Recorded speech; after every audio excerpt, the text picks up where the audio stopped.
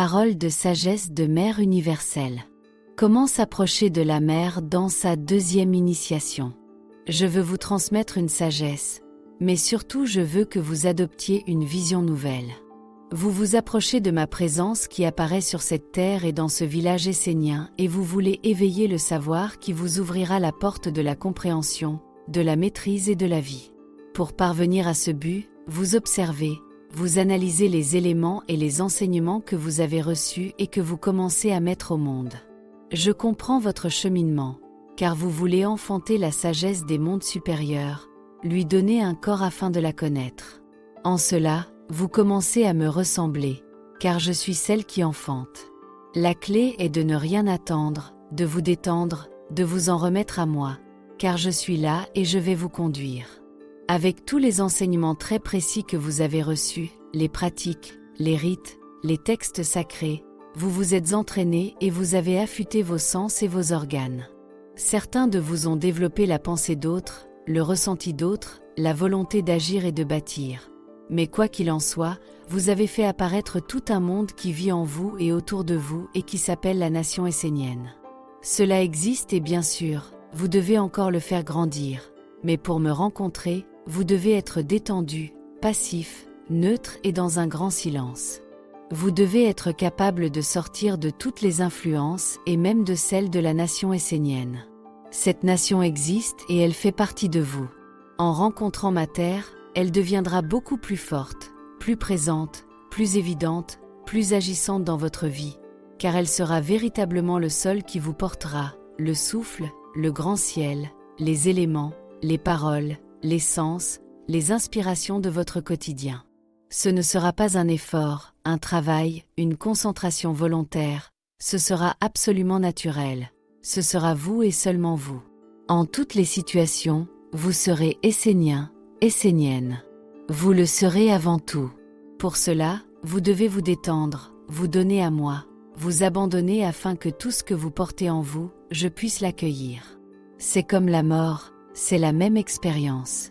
Si vous ne connaissez pas la mort, vous ne connaîtrez pas la vie non plus. Mourir, c'est tout me donner, c'est tout mettre entre mes mains. C'est moi et le Père qui vous avons fait naître et c'est encore moi et le Père qui vous feront renaître. Donnez-moi tout et soyez silencieux, vide, neutre, seulement posé sur mon sol, qui est mon corps, et en communion avec le grand ciel. Je prendrai soin du bon et je recyclerai le mauvais. Alors le bon deviendra fort dans votre vie, il deviendra votre corps, votre vie et votre accomplissement. Cela deviendra naturel, car je suis la nature. Je comprends que ce que je vous enseigne est hors norme, hors fonctionnement compréhensible et donc, vous n'avez pas l'habitude de vous comporter ainsi. Vous devez m'écouter et agir comme je vous le demande, car à l'heure de votre mort, tout sera hors norme et hors de votre contrôle. Il est mieux pour vous de vivre ce chemin avec moi et d'y être correctement préparé. Ma deuxième initiation changera non seulement votre vie, la manière dont elle sera vécue au quotidien, mais également le passage de votre mort et votre au-delà. Pendant votre initiation, je vous demande juste d'être avec moi et de laisser votre corps et votre être intérieur tranquille. Entrez dans le calme et abandonnez tout. Le corps connaît ce chemin et naturellement, il va venir vers moi, il va retrouver sa nature, mon royaume et je vais l'accueillir. Vous allez percevoir des mondes subtils qui vont vous parler. Ils ne viendront pas de vous, de votre volonté, mais de moi et de la rencontre avec votre corps. N'intervenez pas avec votre mental, vos sentiments et votre volonté, car ils peuvent freiner l'expansion et la dilatation vers la nature et le subtil. Ne cherchez pas à vivre quelque chose pour vous-même et par vous-même, mais abandonnez même le désir de vivre afin de goûter ce qui s'offre à vous dans la beauté et la simplicité.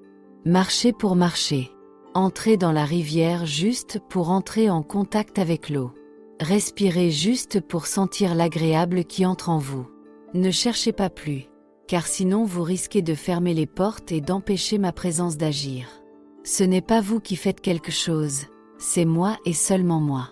Comprenez-moi bien, votre être mortel ne veut pas rencontrer la mort, alors il va vouloir se manifester pour exister, pour fermer la porte et se cloisonner dans son monde. Cela n'est pas mauvais en soi mais n'est pas le bienvenu pour l'initiation. Détendez-vous et comprenez le processus lorsque vous le vivez. Quelque chose doit diminuer en vous, voire s'éteindre, et une autre présence doit apparaître et grandir jusqu'à être absolument naturelle. Bien sûr, je comprends que très peu d'entre vous vont pouvoir tout lâcher et laisser le nouveau souffle apparaître et la nouvelle vie prendre sa place. Mais vous devez commencer à y penser afin de vous préparer de la meilleure façon possible. Peut-être, si vous acceptez l'idée, que vous pourrez passer plusieurs fois cette initiation afin que je puisse tout nettoyer et préparer. C'est un bonheur pour moi de vous recevoir en moi et de nettoyer et de préparer puissamment votre corps pour que votre vie soit bénie et que les bonnes semences que vous portez puissent trouver leur place et donner du fruit pour les mondes supérieurs et des semences plus grandes que la mort. Sachez que votre corps n'a pas besoin du moi mortel pour vivre et faire fonctionner tout ce qui est nécessaire. Alors, détendez-vous et offrez-moi le corps, laissez-le me rencontrer, se nettoyer à mon contact et aller chercher dans mon royaume tous les éléments subtils dont il a besoin pour devenir un véritable Essénien, une véritable Essénienne.